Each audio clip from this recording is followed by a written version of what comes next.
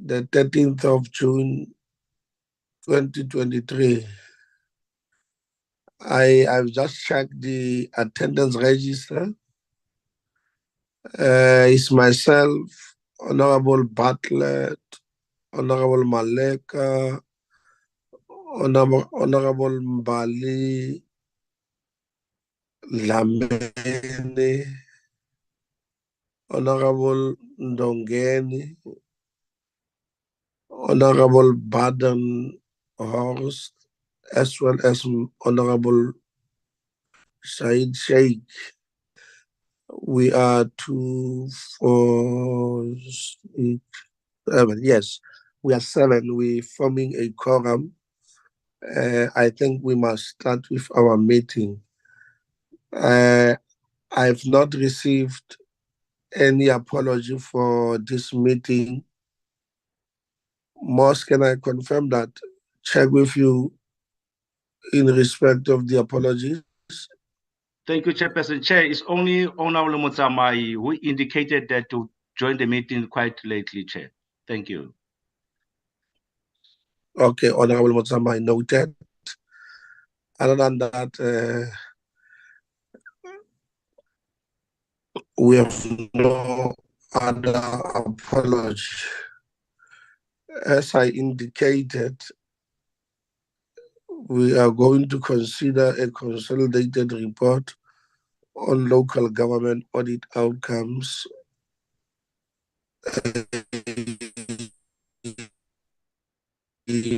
A report that we received from the Auditor General last week.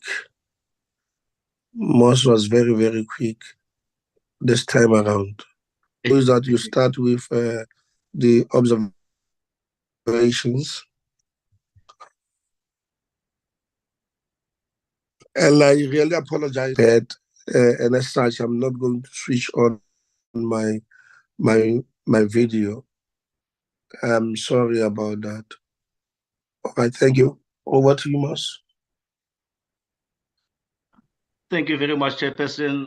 Honorable members, good morning. I'm not going to take time, honorable members, with regard to observations. I will just, go through them. The time will be spent on recommendations so that members are able to make input on recommendations. 13.1, honorable members, is just to acknowledge that the report tabled by Auditor General provided an insight on the deteriorating financial health, ineffective financial reporting practices, procurement, payment transgressions, ineffective use of consultants, and lack of consequence management for wrongdoings within the municipalities. 13.2 is just to note that the committee has noted that the financial management in municipalities deteriorated in the main. Out of the 257 municipalities, 38 received clean audit, 104 submitted credible financial statements, 78 received qualified audit, 6 received adverts, 15 disclaimers, 16 have outstanding audit outcomes due to late submissions of financial statement. 13.3 is just to note that the poor implementation of service delivery mandate of local government is related to financial management and planning. The absence of proper planning and sound financial management has led to unfunded budget, unauthorized expenditure, and that the skills deficit at local government level has contributed to poor financial management and hence unsatisfactory audit outcomes. 13.4, that lack of skills has led to 220 municipalities to commission consultants to perform their financial management responsibilities. And this has cost over 1.6 billion in this financial year, an increase from 1.3 billion last year. This practice of commissioning consultants continues, even though the nature of the work is not complex, but rather involves rudimentary line functions for which the municipalities are charged millions of rands. 13.5, that the committee has noted with great concern that the inappropriate spending and underspending of municipal infrastructure grants have contributed to delays in completing infrastructure projects that have improved service delivery to residents, such as access to water, housing, public transport in some of the municipalities in Free State and Northern Cape. 13.6, that lack of skills and capacity in finance, information technology, technical units, which are responsible for infrastructure projects, led to municipalities relying heavily on consultants. Vacancies, instability in key positions such as those of municipal manager, chief financial officers contributed to limited improvement in audit outcomes and delays in dealing with material irregularities and other transgressions. 13.7, that the committee has noted the lack of institutionalized financial and performance management controls continue to leave municipalities ill-prepared to operate optimally during the times of change and instability. Instability and disruption in the councils, along with ineffective municipal public accounts committees, continued to limit the effectiveness of governance processes. 13.8, the committee has noted that the internal audit units and audit committees did not have the required impact, mostly because their recommendations were not implemented. The interventions and support initiatives provided by some coordinating institutions and the reporting by the members of executive councils for local government to provincial legislatures also had a limited impact. 13.9, the committee further notes that municipal councils have failed to act against municipal officials and leadership for wrongdoing and poor performance. This can be seen mostly clearly where council did not deal effectively with unauthorized, irregular, fruitless, and wasteful expenditures, and where municipal managers and senior management took limited action in response to AG fundings. 13.10, the committee noted with great concerns, 1, the threats to the officials of the Auditor General during the audit process, 2, the killings of members serving in public accounts committees, lack of consequence management, poor record keeping, lack of skills and competent officials, lack of impact of Section 139 interventions, lack of consequence for culprits, municipalities who continuously receive disclaimer opinions, use of conditional grants for operational purposes, late submission of financial statements, for example, in Free States, Northwest, Limpopo provinces, non-publication of declaration of interest by councillors, lack of value for money in the use of consultants for basic functions that should have been performed by municipal officials and chief financial officers. The committee has further noted that the AG has issued material irregularities notices in terms of Public Audit Act to some municipal managers in relation to value for money for the appointment of consultants, project delays, and spending of infrastructure grants, non-compliance with procurement legislations, wastewater management, pollution of water resources, housing development projects, proper record management, disclaimer opinions, bank reconciliation processes, unauthorized debit orders, unallocated cash withdrawals, and all the matters have been referred to the law enforcement agencies for investigation. Now, 14.1, honorable members, summarizes the call made by the AG to the role players within the model of the AG of accountability ecosystem, namely to the premiers, provincial governments, public accounts committees, accounting officers, chief financial officers, to play their roles in dealing with challenges in the municipalities related to infrastructure, service delivery, sound financial management, capacity of municipal officials, use of consultants, implementation of consequence management, corruption, irregular expenditure, political and administrative instabilities, and the implementation of remedial actions to deal with the findings and recommendations of the AG. Recommendations, honorable members. 15.1, honorable members will recall that during the engagement, AG made undertaking that the report will be tabled to Parliament that deals with material irregularities. Now, 15.1 captures that to say the AG should table that report to the NCOP and the law enforcement agencies, meaning the Hawks, NPA, and SIU, should also table their report on the status of investigations, opening of criminal cases, and prosecutions in terms of the material irregularities referred in terms of Public Audit Act by the Auditor General. 15.2, calling upon the coordinating institutions, namely the premiers, Provincial Department of Cocta, and treasuries to develop and intensify mechanisms to reduce over-reliance by municipalities on the use of consultants.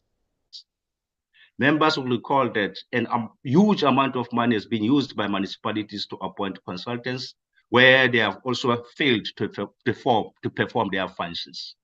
13.3, calling upon the MEC of Northwest, Eastern Cape, Northern Cape, Provincial Treasury, and Department of Cocta to brief the Select Committee during the third term on the constitutional, procedural, and substantive matters related to interventions in terms of Section 139, subsection 5 of the Constitution, and MFMA in municipalities.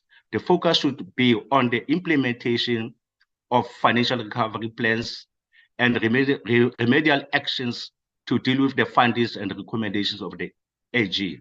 Members will recall that the chair raised a serious concern that there is a mass roaming of Section 139, subsection 5 in Northwest, and this recommendation has captured that spirit, honorable members. 15.4, calling upon the Minister of Cocta, in line with the provision of Section 134 of Municipal Finance Management Act, to collaborate with the MECs of local government and SALGA to provide post-audit support interventions in terms of Section 154 of the Constitution to municipalities in order to address issues raised by the AG. 15.5, calling upon the Minister of Cocta to fast-track the processes of promulgating regulations to address instabilities within the councils and ensure that there is accountability and consequence management for undesired behaviors. 15.6, calling upon the National and Provincial Department of Cocta and Treasury, SALGA, and Auditor General to strengthen their monitoring responsibilities to ensure the functionality of oversight committees in municipalities. 15.7, calling upon the National Provincial Treasuries, Department of Cocta to help municipalities in Eastern Cape, Limpopo, Northern Cape, Northwest to reduce their reliance on the use of consultants. 15.8, calling upon the National Provincial Departments of Cocta as well as SALGA to implement the framework on professionalization of the public service as approved by Cabinet in November 2022 in order to ensure that qualified and competent officials are appointed within the municipalities. 15.9, calling upon the Department of Cocta, National Treasury, in collaboration with Provincial Department of Local Government and SALGA to ensure functionalities of municipal public accounts committees, the disciplinary boards, through capacity building initiatives to ensure consequence management, accountability, understanding of legislations, and proper existence of governance documents. 15.10, calling upon the Department of Cocta to expedite the development of a framework that will support by legislative reform to strengthen the functionality of coalition government and to bring about council and administrative stability. Calling upon all the role players to ensure institutionalization and implementation of the district development model to improve planning, budgeting, coordination, accountability, and monitoring in municipalities on matters related to service delivery. 15.12, calling upon the Department of Cocta to fast-track the implementation of record management projects in selected municipalities to assist with the development and strengthening of record management practices to help municipalities improve their audit outcomes and reduce the number of disclaimed audit opinions. 13.13, the committee to undertake proactive oversight visits to the City of Tshwane, City of Joburg, City of Ekurhuleni, and Mfuleni local municipalities to assess the state of municipalities in terms of service delivery, financial management, good governance, public participation, and implementation of remedial actions to deal with AG audit outcome.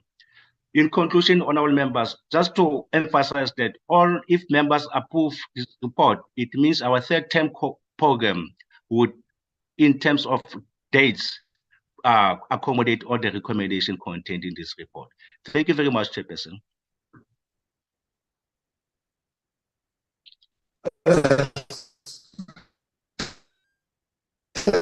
Thank you very much, Moss. This was a very report capturing the spirit and the letter of the meeting that we had with the Auditor General. Can I invite, or let me just say, I know that Honorable Mthethwa, Honorable Smith, yes, they have joined the meeting. Thank you very much, honorable members, for attending.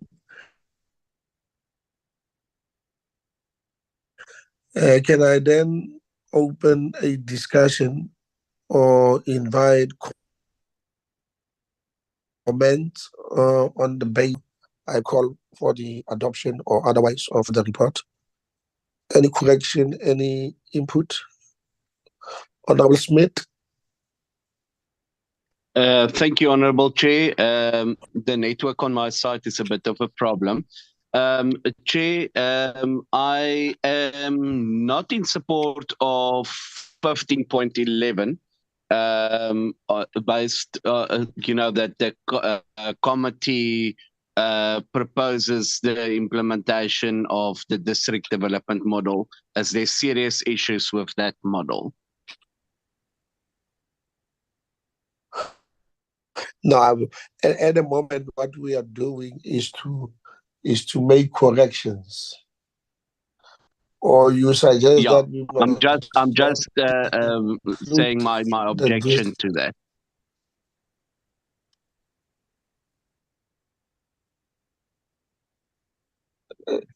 I don't know how you want us to handle it. The district development model is a policy of government that is implemented across the country. I'm sure at the time that we adopt the report, we will note your reservation around the district development model, but there's no way that we can omit it when the government implements it. And when, on the other hand, we suppose as this committee to oversee, to monitor, and to check the government on how it implements the district development model. Yes, but the point that your issue is noted as such. Any other comment? I note Honorable Bartlett and I note Honorable Mbali Dlamini. Honorable Mbali. Yes. In that order. Or an Honorable Badenhorst. Let me start with Honorable Badenhorst. Yes, thank you very much. I just want to add on to what, good morning, colleagues, to what my colleague, Honorable Smith said. We cannot support a report that contains the institutionalization of the district development model. I have not seen the policy regarding official policy being accepted anywhere, and the district development model is in fact against our constitution. That test hasn't been passed yet. So we cannot support, from my point of view, the Western Cape DA cannot support the report if it contains the development model institutionalization. Thank you. Okay. Is a point noted. Honorable Bartlett. .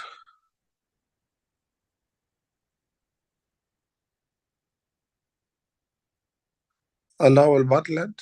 Sorry, Chair, I'm struggling with my iPad. No, Chair, I know the concerns of, of the honorable members, but you will correctly state the facts that there's a policy. So in that sense, I want to move for adoption of this report, Honorable Chairperson. Yes, before I'll come back to you once we have entertained the engagements from honorable members. Let me just take them first. Honorable Mbali Dlamini. Thank you, Chairperson. I also want to bring it to the committee that I see that at the end, it speaks that the committee needs to do an oversight and it notes the metros, which is fine, but there are some municipalities that are of grave concern in other provinces, Chair, that I think the committee needs to put into consideration and do oversight roles. Like there's a grave concern that for 7 consecutive years in Northern Cape, Joe Morolong has always been receiving disclaimed audit opinions. And I think it should be put as a priority that the committee must go there and do an oversight and conduct an oversight to see that why are they repeated offenders when it comes to the report of the audit. And maybe also see other municipalities that are repeated offenders that the committee might want to go and see. I understand the urgency for metros, but let's also not ignore the rural municipalities that find themselves in this repeated offense that is happening. Also, there in municipalities that are also on the verge of a breakdown, most notably Emalahleni in Mpumalanga as well. So I just feel that let's find a way to fit them to say that there must be a priority oversight visit from the committee to these municipalities that are showing current red flags as well. Thank you so much. I yes, it's okay. I agree on the matter of principle that we should do that.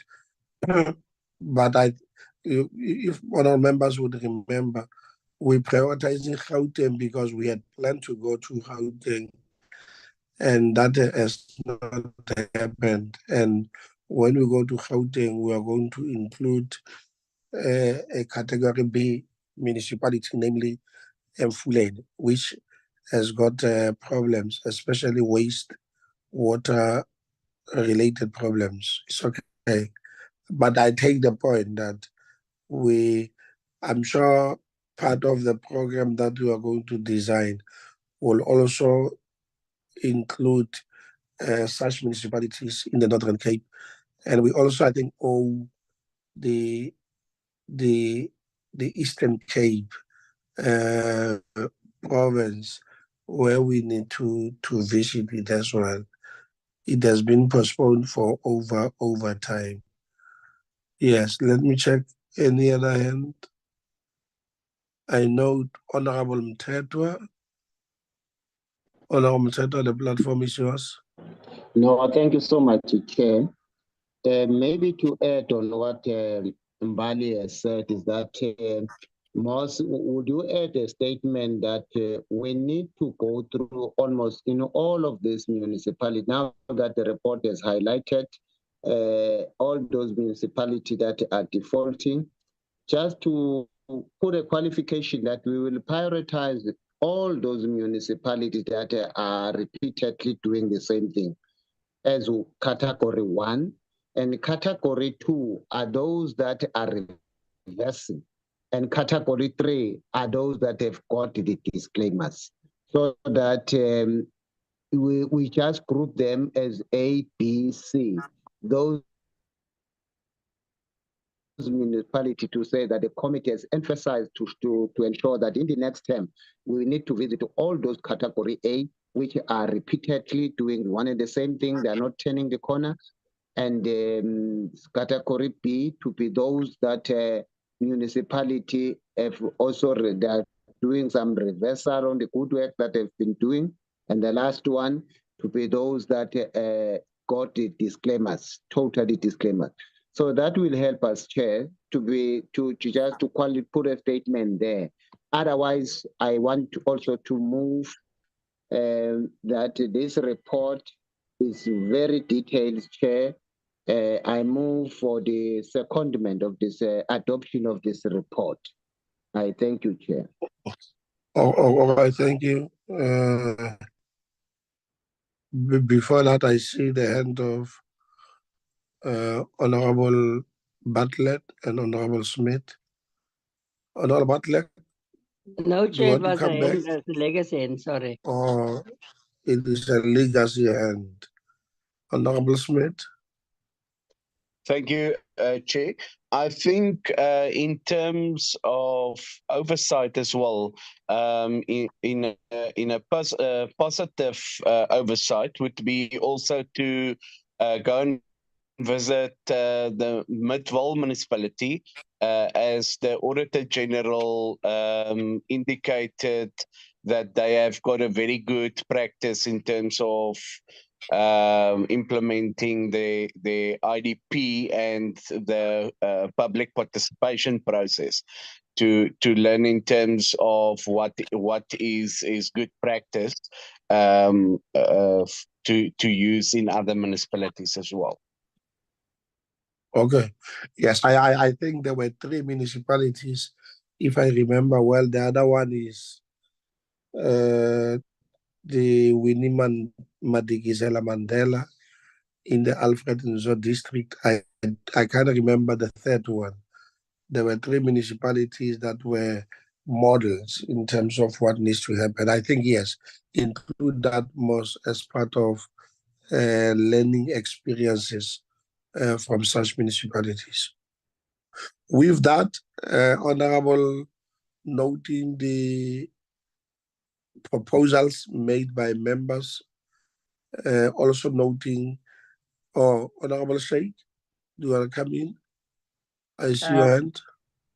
Yeah, no, thank you very much, Chairperson. I was actually at the point of wanting to also move for the adoption with the 2 additional inputs that were made in the report, but also maybe also raise an objection with regard to a comment made that the district development model is unconstitutional. I think that has not been tested. So I think, yeah, I wanted to just raise that concern. But thank you very much. Yes, yes. I was going to propose that the report must indicate the reservation of the DA in terms of the insertion of the district development model, because it is not the policy of the DA in that respect, and based on that, they do not support That's not what we said. That's not what we said. What did you didn't say? It's not the DA policy.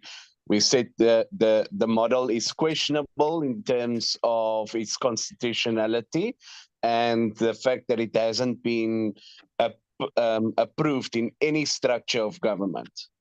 No, Honorable Smith. Honorable Badenhorst said, let me paraphrase what he said. He said the report is institutionalizing the district development model, which is against their own policy because they don't support. Another correction, Chair. I said that we cannot institutionalize something that hasn't passed constitutional muster. That's what I said. That hasn't been tested in the Constitution, and therefore we cannot now institutionalize it by adding it to the report. Yes, but we can't say it has not passed the constitutional muster as if somebody has challenged it in a constitutional court, or that there is a ruling of the constitutional court that says that declared the district development model illegal. At the moment, it is a policy of government, and we can't be seen as this committee not supporting or not implementing or overseeing, at least overseeing the policy of government, a government that accounts and reports to the NCOP via this committee. But be that as it may, I think the view is that we note your reservations in terms of the articulations and the implementation of the district development model, but you can't say it is unconstitutional when nobody, including the courts, have not said that this policy is unconstitutional, and No. nobody, to my Sorry, knowledge, Chair, I has apologize for gone to interrupting court you. to That's not what I challenge. said. I said No, it hasn't no, been no, tested. don't disrupt me when I'm speaking. Honorable, raise your hand. I'll afford you an opportunity to speak, but you can't disrupt me because you have a different point of view like me or for me. All that I'm saying is that you are objecting to this report, as I understand, on the basis of the fact that it inserts and includes the district development model. But you can't say the district development model is unconstitutional. You can't say that when there is no ruling whatsoever that has declared this policy of government unconstitutional. That's all that I'm saying. Honorable Badenhorst. Okay, thank you for the opportunity.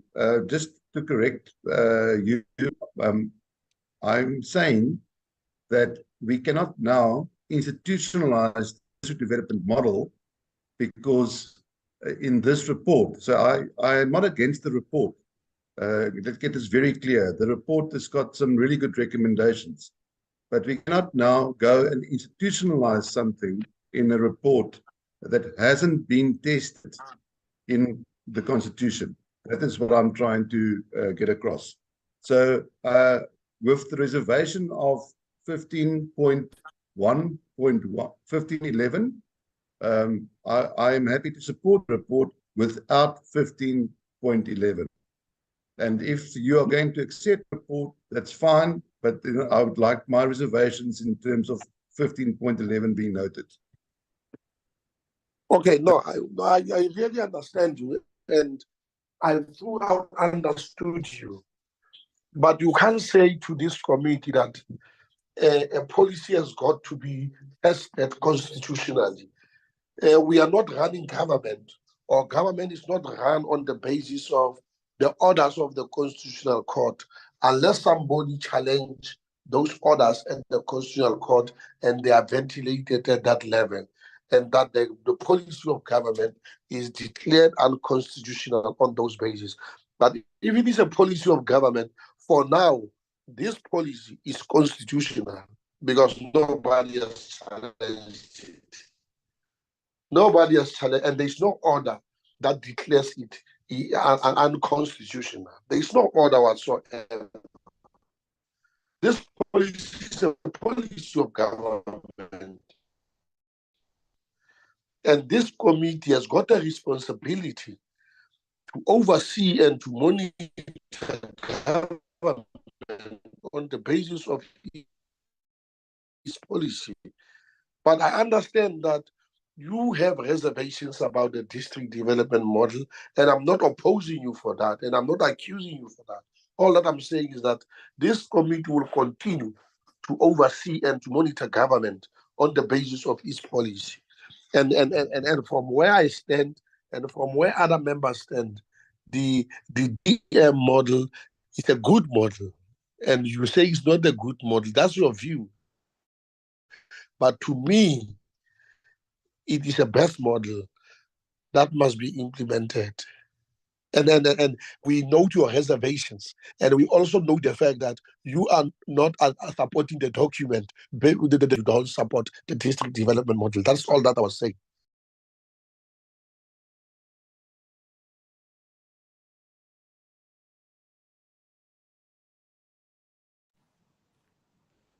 Chairperson, unmute. Yeah, I raised my hand. Yeah, sorry, the network problem. They're not dealing with the network. The sooner we come to the adoption or otherwise of the report, the better. I'm sorry about that. Honorable Bartlett?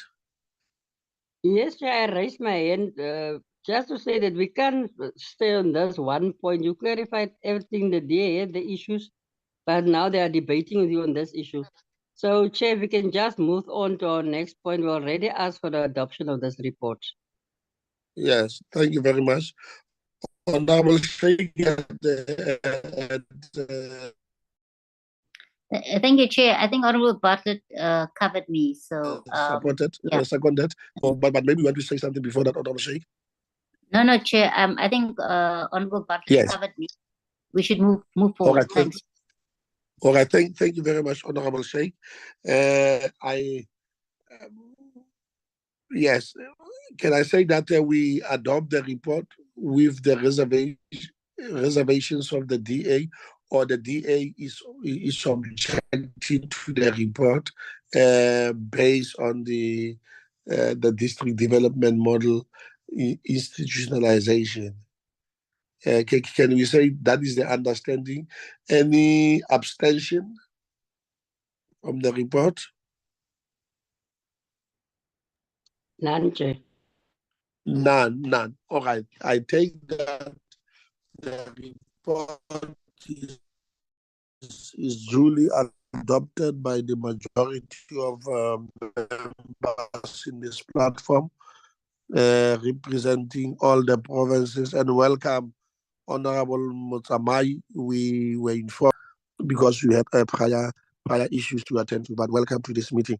With that, honorable members, this brings us to the end of our meeting. The meeting is adjourned.